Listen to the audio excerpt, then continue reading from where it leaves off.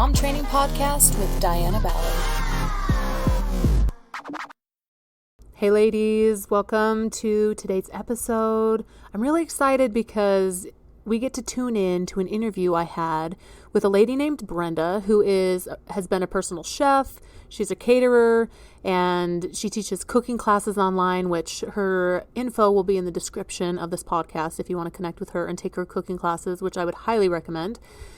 But we're going to kind of tap in a little bit to her mind, how she takes care of her kitchen, what she likes to do, and a couple tips that she shares about having a kitchen that flows well, enjoying cooking, and a little bit of encouragement if you're just learning how to cook. So here's our interview with Brenda.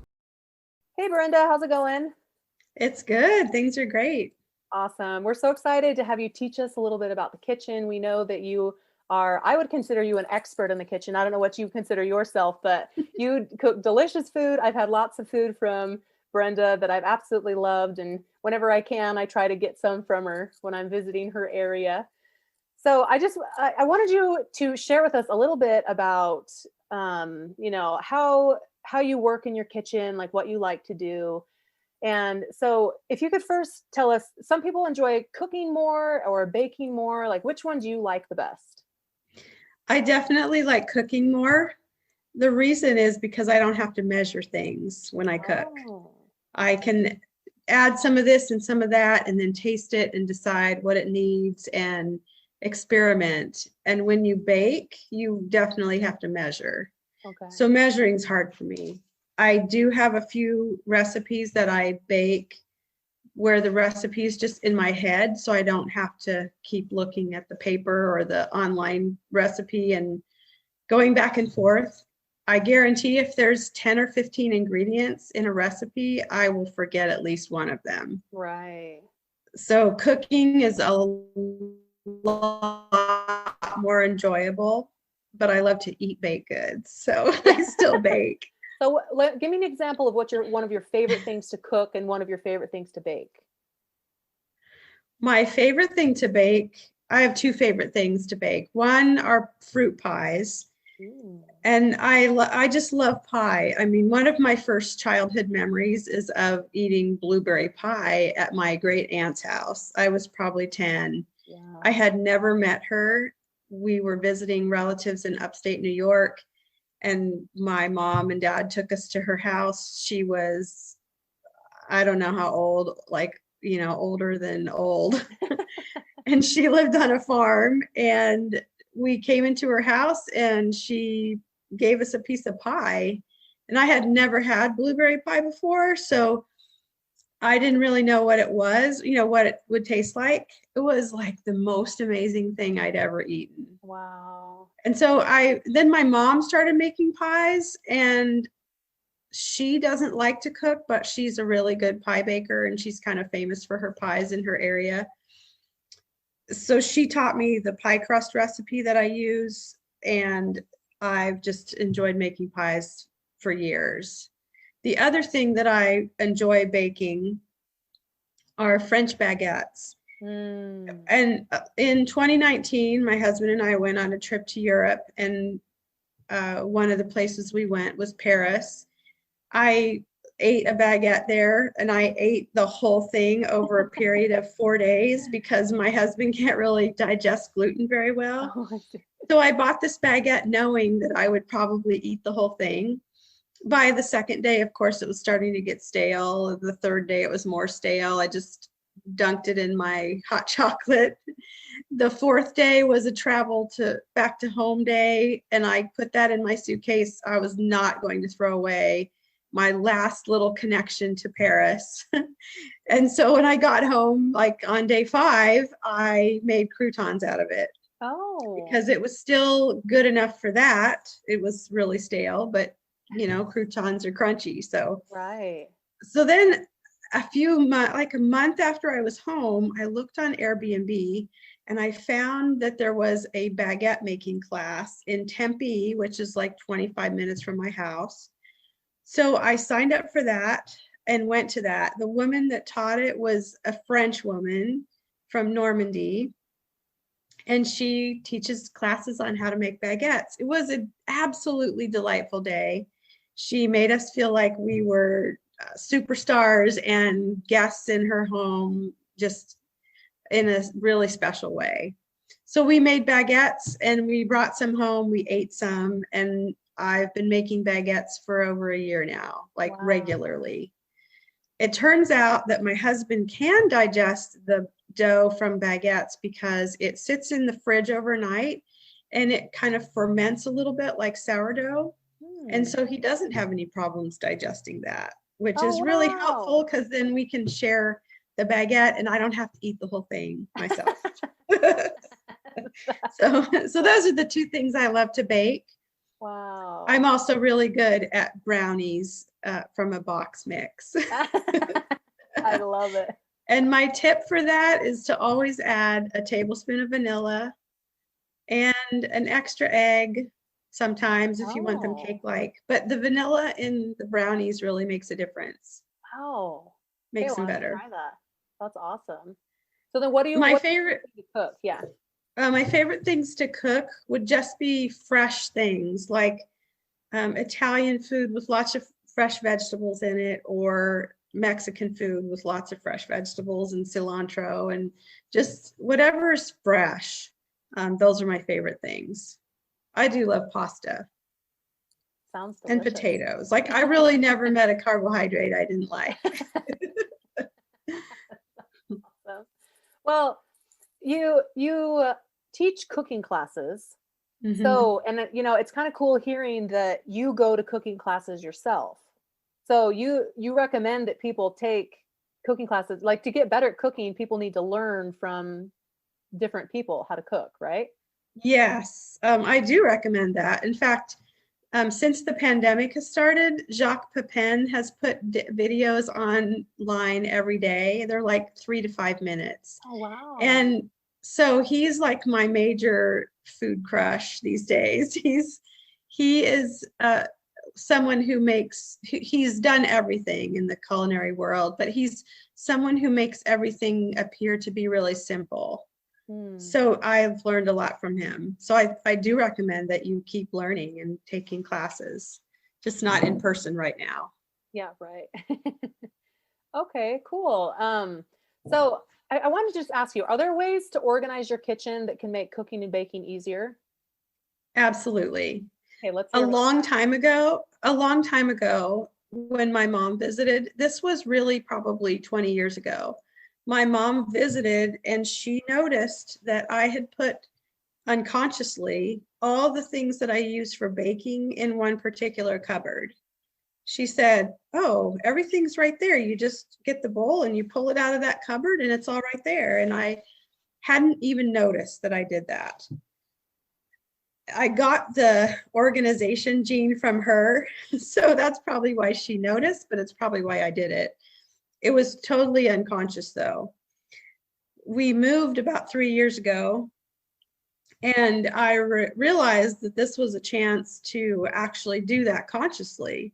So one area of my kitchen that has cupboards and a countertop has all the baking things above and all the bowls and mostly bowls and strainers below in the same place.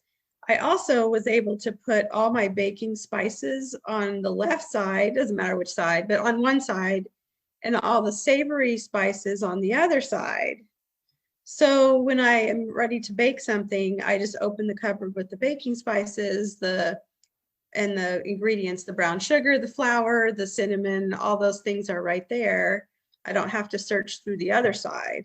The other side has things like sage and oregano and pepper and paprika, those kind of things. And so that has really helped me to just be more efficient there. I don't alphabetize my spices like some people. To me, that's a little over the top because I'd have to run through the alphabet A, B, C, D, to realize where they are. So mostly they're just in a place there that I remember. So like I know the paprika is on the right in the back. Okay. So I did organize the spices. I also have organized the cooking utensils are right next to the stove in a little pot. So what's not there are serving spatulas, knives, those kind of things. If you Okay. can't cook with it, it's not in that pot. So those are things like wooden spoons, nylon utensils, spatulas that you can cook with. Okay. And then all the other things are kind of like with their own kind in other drawers. So and then for instance, the knives are all in the drawer that's underneath where the toaster oven is. And above that are things like hot chocolate and the herbal tea and the coffee mugs. So that's kind of like all there together. I also put all the pots and pans are right next to the stove in the bottom cupboard, Okay. so that I don't have to carry them across the kitchen. Well, the kitchen's not that big, but to carry them farther away, they're just right there next to where they go. And some of my pans are cast iron, so they're heavy. So it kind of helps with that as well, because then you don't have to carry it far. Okay. So pretty much what I'm hearing is that you're organizing everything to be like in the place that it's going to be used. So, Exactly. I mean, so tell me about where your dishwasher is. Like, are your dishes like right above your dishwasher? Like, or you know what I mean? Like, how does that Mm-hmm. work too? Like, is that organized as well? Not really, because the dishwasher is right across from the stove, and Oh, the I cupboards are on the side of the oven and stove. okay. So the dishes are right next to, they're right above the pots and pans. So they're right next to the stove and the microwave. There just isn't a lot of space to spread them out. Okay. But there's not a cupboard next to the dishwasher except under the sink. And Oh, that's got paper towels and dish soap and stuff. cool. Well, that's awesome to have everything organized. I remember when I was moving into our new little house right now, and my mother-in-law was like, "Oh, no, no, no, you need to put things over here." I'm like, "Oh, I just never thought about that." I feel like some of us younger, moms and housewives, we just don't think about that of, how to organize things, and we might just put it like, "Oh, this will be fine here," but really it'll save us a little extra time, be a lot easier, be right where we can reach it when we're cooking or Hmm. baking and stuff, and that's awesome. I think most people don't think about it. One thing, I was a pampered chef consultant for many years, and so I would always be routing around in someone's kitchen that I didn't know, looking for something as I was doing prep work. And one thing that was pretty consistent is most people put their silverware as close to the dishwasher as possible, their silverware drawer. Right. I have a sink in between my dishwasher and my silverware drawer, but if it was in a different place, I would have put it right next to that. Right. I also put the oven mitts right next to the oven in that drawer, and that's pretty common, I think, for most people. Cool. Well, that's awesome. Well, thank you so much for sharing those tips and kind of opening our eyes to kind of go through our own kitchen and look and see what we need to move around a little bit to make it flow a little bit easier while we're baking and cooking. Sure. I Because have one other oh, idea okay. I'd like to share, Oh and yeah, that go ahead. is during the pandemic, I've been cleaning out extra stuff like crazy and donating it, because I realized, first of all, I used to have cooking classes in my home, so I have duplicates of so many things. And I don't anticipate doing that in the future. So I've been donating a lot of things. And so I recommend that you really take a look at what you use and what you don't use, Mm, because when you clear out what you don't use, it's like a breath of fresh air. Like emotionally, it's a breath of fresh air, but also in your drawers and cupboards, you can spread stuff out. It frees up space that you really want, but you didn't have because you had some extra stuff that you weren't using. So as someone who used to sell Pampered Chef cooking tools, it seems weird to say, get rid of everything you don't need. And I'm not even encouraging that you buy extra stuff, but just have what you need and get rid of what you don't need. I love that. That's awesome. That is a great. I've went through and like purged other things in my house, clothes and different things like Yes. that, but I never thought about going through and being like, why do I have 2 can openers? You know? Yes. Like, why do I have 3 peelers? Like I do, I have 3 peelers, and they Mhm. always, when I try to close the drawer, get caught, you know, or something like that. It's like, oh, I never thought about going through and like purging out that area, you know. So that's definitely something I will be going through. So I love that tip. Thank you so much for sharing. I know you have little kids though, so don't give away things that they can help you with in the future. So your 3 peelers, at some point, you're going to have 3 kids old enough to peel potatoes for you. True. So, you know, and I have 2 grandchildren, one's 3.5, one's just a baby. And so I've kept things like spreaders and things that you can't hurt yourself with. So that because my 3.5-year-old granddaughter loves to help in the kitchen. So anything that she can use, I've kept that. Or when her sister's a little older, then I'll have one for her too. Oh, So that's a good don't, idea. don't be too hasty. But for instance, I had about 5 or 6 chef knives. Well, you can only use one of those at a time.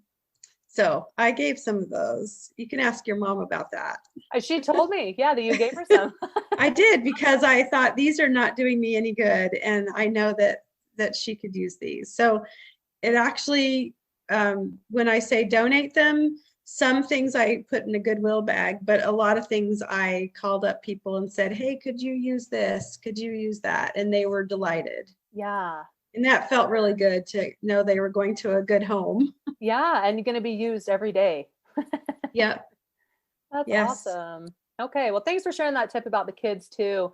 You know, again, that's another thing. We need people that are wiser, that have been through things before, and just, you know, that's something I wouldn't have thought of either. You know, it's, oh, maybe, you know, because I do have my kids help me in the kitchen, but Hmm. as they get bigger, they're going to want to do more, and I'm going to be able to include them a lot more with different things. So Yes. that's awesome. It's really hard to think in the future about, like, even for me as a mom and a grandmother, to think that when my granddaughter, who's 3.5, like someday she's going to be 10, Mm, or or whatever, but she's going to be able to do everything that I ask her to do. She's going to use a knife. And so it's really hard to think that far in the future sometimes. yeah.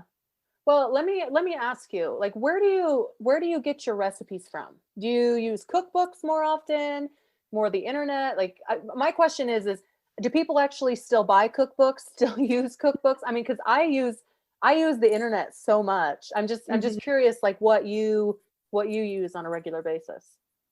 I have my beloved cookbooks that I will never part with.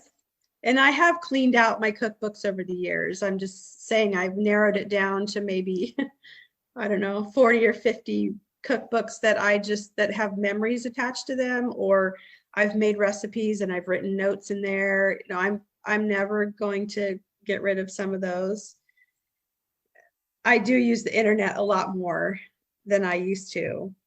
It's so easy to just type in uh, pasta with roasted vegetables, and then you get an assortment of recipes that have like 4 to 5 stars, and you're like, well, this is probably really good because 1,002 people have given it 4 stars. Right. So I do use that. I have to say that I love books more, just because I love to hold the book and touch the Mm, book and write in the pages, but I do use the internet a lot more. And so people do really buy cookbooks. I know there's some cookbooks that famous people put out that I buy, or my kids will get them as a gift for me, simply because they know I love that person.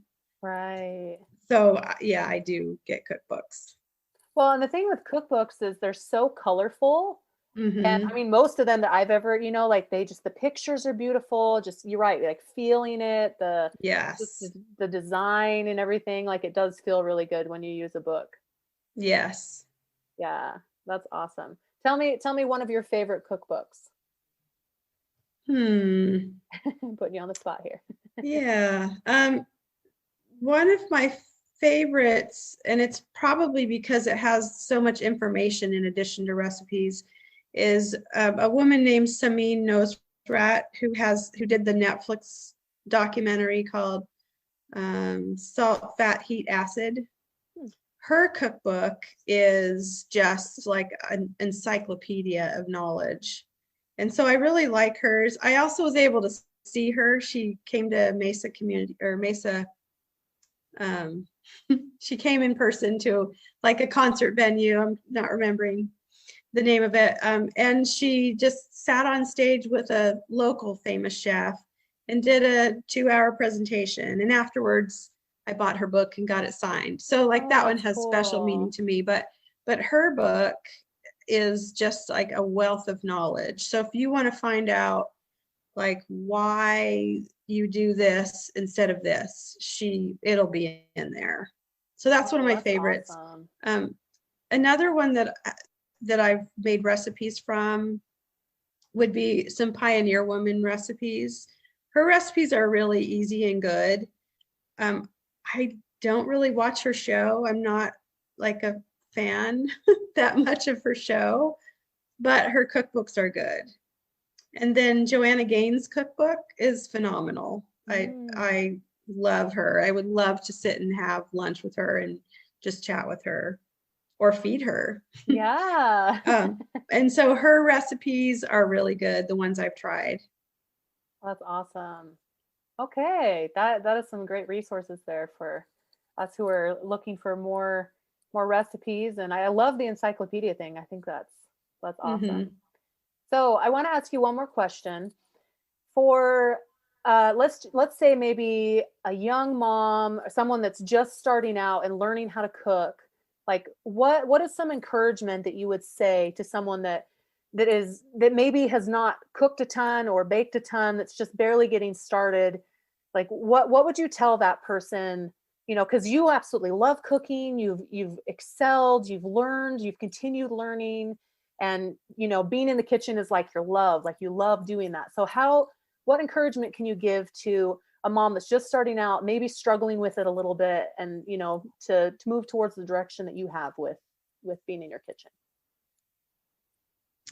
Two things come to mind. One is to try to prepare things that you like. That might sound obvious, but when you look at a cookbook and you look at the recipes, you'll say, well, I don't have that ingredient. I don't like that ingredient, whatever.